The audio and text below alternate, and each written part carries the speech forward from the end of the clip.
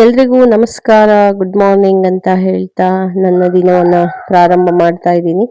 ಯಾರೆಲ್ಲ ಹೊಸದಾಗಿ ನನ್ನ ಚಾನಲನ್ನ ನೋಡ್ತಾ ಇದ್ದೀರೋ ದಯವಿಟ್ಟು ನನ್ನ ಚಾನಲನ್ನ ಸಬ್ಸ್ಕ್ರೈಬ್ ಮಾಡಿಕೊಂಡು ಸಪೋರ್ಟ್ ಮಾಡಿ. ನನ್ನ ವಿಡಿಯೋಸ್ ನಿಮಗೆ ಇಷ್ಟ ಆಗ್ತಿದ್ರೆ ಒಂದು ಲೈಕ್ ಮಾಡಿ, ಶೇರ್ ಮಾಡಿ, ಕಮೆಂಟ್ ಕೂಡ ಮಾಡಿ ಅಂತ ಹೇಳ್ತಾ ನನ್ನ ದಿನವನ್ನ ನಾನು ಪ್ರಾರಂಭ ಮಾಡ್ತಾ ಇದ್ದೀನಿ. ಇದು ನನ್ನ ದಿನ.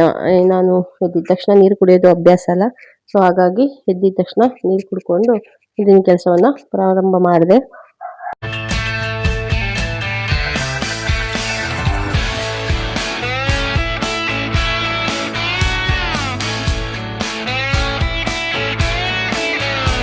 ಎಂದಿನಂತೆ ನನ್ನ ದಿನ ಬೆಳಗ್ಗೆ ಟಿಫನ್ ರೆಡಿ ಮಾಡೋದ್ರಲ್ಲೇ ಸ್ಟಾರ್ಟ್ ಆಗಿಬಿಡುತ್ತೆ. ಫಸ್ಟ್ ಟಿಫನ್ಗೆ ಮೊನ್ನೆ ಇಡ್ಲಿ ಮಾಡಿದ್ನಲ್ಲ, ಸರಿ ತೆಗ್ದಿಟ್ಟಿದ್ದೆ ದೋಸೆ ಮಾಡೋಣ ಅಂತ ಹೇಳಿ. ನೆನ್ನೆ ಗ್ಯಾಪ್ ಕೊಟ್ಟು ಇವತ್ತು ದೋಸೆ ಮಾಡೋಣ ಅಂತ ಹೇಳಿ ಪಲ್ಯಕ್ಕೆಲ್ಲ ರೆಡಿ ಮಾಡಿಕೊಂಡು, ದೋಸೆ ಸರಿ ಕೂಡ ರೆಡಿ ಆಗಿತ್ತು. ಇಷ್ಟೆಲ್ಲ ರೆಡಿ ಮಾಡಿಕೊಂಡು ಮುಂದಿನ ಕೆಲಸಗಳನ್ನ ಮಾಡ್ಕೊಳ್ಳೋಣ ಅಂತ ಕೇಳ್ಕೊಂಡು ಪಲ್ಯಕ್ಕೆ ತರಕಾರಿ ಪಲ್ಯ ಮಾಡ್ಬಿಡೋಣ, ಕಾಳು ಸ್ವಲ್ಪ ಹಾಕ್ಬಿಟ್ಟು ಅಂತ ಹೇಳಿ ತರಕಾರಿ ಪಲ್ಯಕ್ಕೆಲ್ಲ ರೆಡಿ ಮಾಡಿ ಇಟ್ಕೊಂಡೆ. ಇಷ್ಟೆಲ್ಲ ರೆಡಿ ಮಾಡೋ ಅಷ್ಟರಲ್ಲಿ ಅಲ್ಲೇ ಟೈಮ್ ಆಗೋಗ್ಬಿಟ್ಟಿತ್ತು, ಅಂದರೆ ಬೆಳಗಾಗಿತ್ತು. ಸೊ ಕಸ ಎಲ್ಲ ಗುಡಿಸ್ಬಿಟ್ಟು ನೀಟಾಗಿ ಬಾಗಿಲು ಕಸ ಎಲ್ಲ ಗುಡಿಸ್ಬಿಟ್ಟು ನೀರೆಲ್ಲ ಹಾಕಿ ಮತ್ತೆ ರಂಗೋಲಿ ಇಟ್ಟು ಬಾಗಿಲನ್ನೆಲ್ಲ ತೊಳೆದು ಬಾಗಿಲಿಗೆ ಹೂವನ್ನೆಲ್ಲ ತಗೊಂಬಂದು ಇಟ್ಟೆ. ಅಷ್ಟರಲ್ಲಿ ಆಗಲೇ 6 ಗಂಟೆ ಮೇಲೆ ಆಗೋಗ್ಬಿಟ್ಟಿತ್ತು ಟೈಮು. ನಮ್ಮ ಮನೆಯವರು ಹಾಲು ಕರಿತಾ ಇದ್ರು. ಸೊ ನಾನು ಹೋಗಿ ದಿನಂತೆ ಹಾಲು ಇಸ್ಕೊಂಡು ಬಂದು ಹಾಲು ಕಾಯಿಸಿ ಕಾಫಿ ಮಾಡಿದೆ. ಅಪರೂಪಗೆ ಕಾಫಿ ಕುಡಿಬೇಕು ಅನ್ನಿಸ್ತು. ಸೊ ನಾವೊಂದು ಕಾಫಿ ಕುಡಿಯೋದು ಅಪರೂಪ, ಟೀನೇ ಜಾಸ್ತಿ ಕುಡಿಯೋದು. ಹಾಗಾಗಿ ಕಾಫಿ ಕುಡಿಯೋಣ ಅನ್ನಿಸ್ತು. ಸೊ ನಾನು ನಮ್ಮ ಮನೆಯವ್ರು ಕುಡಿಯೋಲ್ಲ, ಹಾಗಾಗಿ ನಾವಿಬ್ಬರೇ ಕಾಫಿ ಕುಡಿಯೋದು, ನಾನು ನಮ್ಮ ಮಾವ. ಸೊ ಅವ್ರಿಗೂ ಕೊಟ್ಟು ನಾನು ಕೂಡ ಕಾಫಿನ ಕುಡಿದು ದಿನವನ್ನು ಮತ್ತೆ ಮುಂದಿನ ಕೆಲಸಗಳನ್ನು ಸ್ಟಾರ್ಟ್ ಮಾಡಿಕೊಂಡೆ. ಅಷ್ಟರಲ್ಲಿ ಮಕ್ಕಳು ಎದ್ಬಿಟ್ಟಿದ್ರು. ಟೈಮ್ ಆಗೋಗಿತ್ತು, 7 ಗಂಟೆ ಆಗೋಗಿತ್ತು. ಅಷ್ಟರಲ್ಲಿ ಮಕ್ಕಳು ಎದ್ಬಿಟ್ಟಿದ್ರು. ಆಮೇಲೆ ತಿಂಡಿಗೆ ಪಲ್ಯಕ್ಕೆ ಒಗ್ಗರಣೆಗೆ ಹಾಕಿದ್ದೆ ಆಲ್ರೆಡಿ ಕುಕ್ಕರಲ್ಲಿ. So cooker ಕೂಗಿತ್ತು. ಕುಕ್ಕರ್ ಕೂಗಿ ಆದಮೇಲೆ ಕಾಯಿ ತುರಿಯನ್ನು ಹಾಕ್ಬಿಟ್ಟು ನೀಟಾಗಿ ಪಲ್ಯಕ್ಕೆ ಕಾಯಿ ತುರಿ ಎಲ್ಲ ಮಿಕ್ಸ್ ಮಾಡಿದೆ. ಆಲ್ರೆಡಿ ಕುಕ್ಕರ್ ಕೂಗ್ಬಿಟ್ಟಿತ್ತು. ನಾನು ಬಾಗಿಲು ತೊಳೆದು ಕಾಫಿ ಎಲ್ಲ ಮಾಡೋ ಅಷ್ಟರಲ್ಲಿ ಕುಕ್ಕರ್ ಕೂಗಿದ್ದಲ್ಲ, ಹಾಗಾಗಿ ಕಾಯಿ ಒಂದು ಹಾಕ್ಬೇಕಾಗಿತ್ತು. ಕಾಯಿ ತುರಿ ಎಲ್ಲ ಹಾಕಿ ಮಿಕ್ಸ್ ಮಾಡಿಬಿಟ್ಟು ಹಾಗೆ ದೋಸೆ ಸರಿನೆಲ್ಲ ಮಾಡಿಕೊಂಡು ರೆಡಿ ಮಾಡ್ಕೊಂಡಿದ್ನಲ್ಲ, ಸೊ ದೋಸೆನೂ ಹಾಕ್ಬಿಟ್ಟೆ. ಯಾಕಂದರೆ ಟೈಮ್ ಆಗಿಬಿಡುತ್ತೆ ಅಂತ ಹೇಳಿ ಮಗುಗೆ ದೋಸೆನ ಹಾಕ್ಬಿಟ್ಟೆ.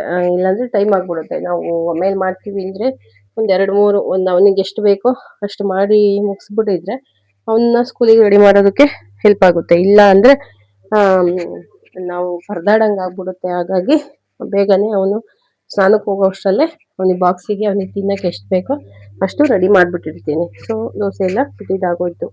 ಆಮೇಲೆ ದೋಸೆ ಎಲ್ಲ ಬಿಟ್ಬಿಟ್ಟಾದ್ಮೇಲೆ ಅವನಿಗೆ ಬಾಕ್ಸಿಗೆ ರೆಡಿ ಮಾಡಿಬಿಟ್ಟು ಒಂದೇ ಸರಿ ಬಾಕ್ಸ್ ಎಲ್ಲ ರೆಡಿ ಮಾಡಿ ಲಂಚ್ ಬ್ಯಾಗ್ ಎಲ್ಲ ರೆಡಿ ಮಾಡಿಬಿಟ್ಟು ಅವನನ್ನು ಸ್ನಾನ ಕರ್ಕೊಂಡು ಹೋದೆ. ಅಷ್ಟರಲ್ಲಾಗಲಿ 7:45 8 ಗಂಟೆ ಆಗೋಗ್ಬಿಟ್ಟಿತ್ತು ಅಷ್ಟೆಲ್ಲ ರೆಡಿ ಮಾಡೋ ಅಷ್ಟರಲ್ಲಿ.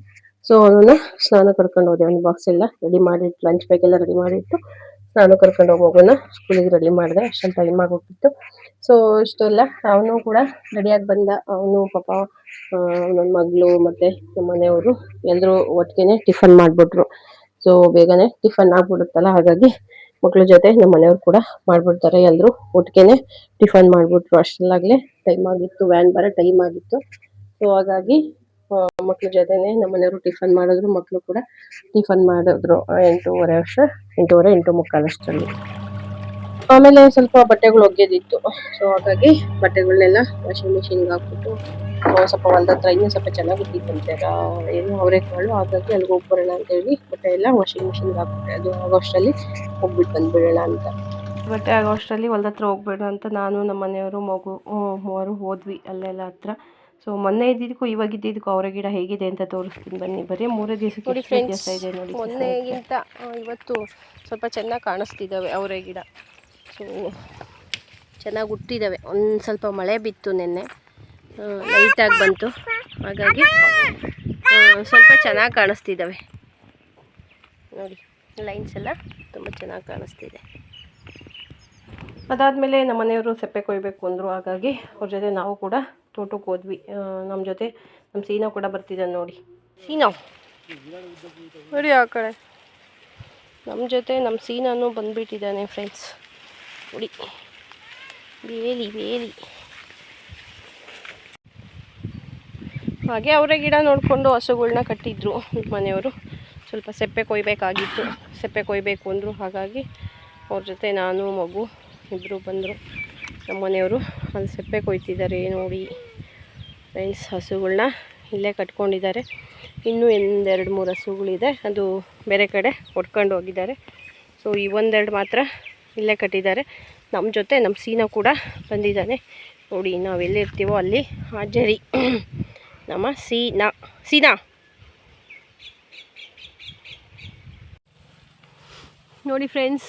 ಮೋಡ ಮಾತ್ರ ಚೆನ್ನಾಗಿ ಆಗುತ್ತೆ, ಆದರೆ ಮಳೆ ಮಾತ್ರ ಬರೋನೋ ಬೇಡವೋ ನೆಲಕ್ಕೆ ಬೀಳೋನೋ ಬೇಡವೋ ಅಂತ ಇದ್ದು ನೋಡ್ರಿ. ಅಷ್ಟು ಚೆನ್ನಾಗಿ ಅಷ್ಟು ಕರ್ರಗೆ ಮೋಡ ಆಗಿದೆ.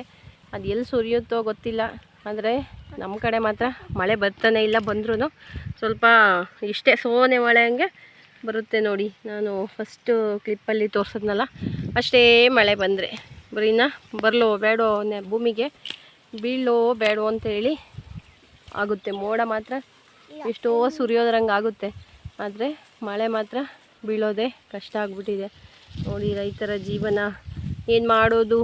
ಬಿತ್ತನೆ ಮಾಡಿರೋರು, ಮಳೆಯನ್ನೇ ನಂಬಿ ಬಿತ್ತನೆ ಮಾಡಿರೋರ ಕತೆ ಏನು ಅಂತೇಳಿ ಯೋಚನೆ ಮಾಡಿದ್ರೆ ರೈತ ಹೇಗೆ ತಾನೇ ಮುಂದಕ್ಕೆ ಬರೋದಕ್ಕೆ ಸಾಧ್ಯ ಅಂತ ನೀವೇ ಹೇಳಿ. ಸೊ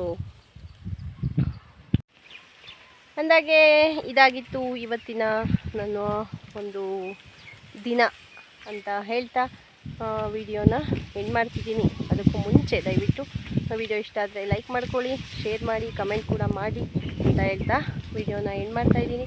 ಮತ್ತೊಂದು ವಿಡಿಯೋದೊಂದಿಗೆ ನಾನು ಮತ್ತೊಮ್ಮೆ ನಿಮ್ಮನ್ನೆಲ್ಲ ಭೇಟಿಯಾಗ್ಲಿಕ್ಕೆ ಬರ್ತೀನಿ. ಅಲ್ಲಿವರೆಗೂ ನಮಸ್ತೆ, ಬಾಯ್ ಬಾಯ್.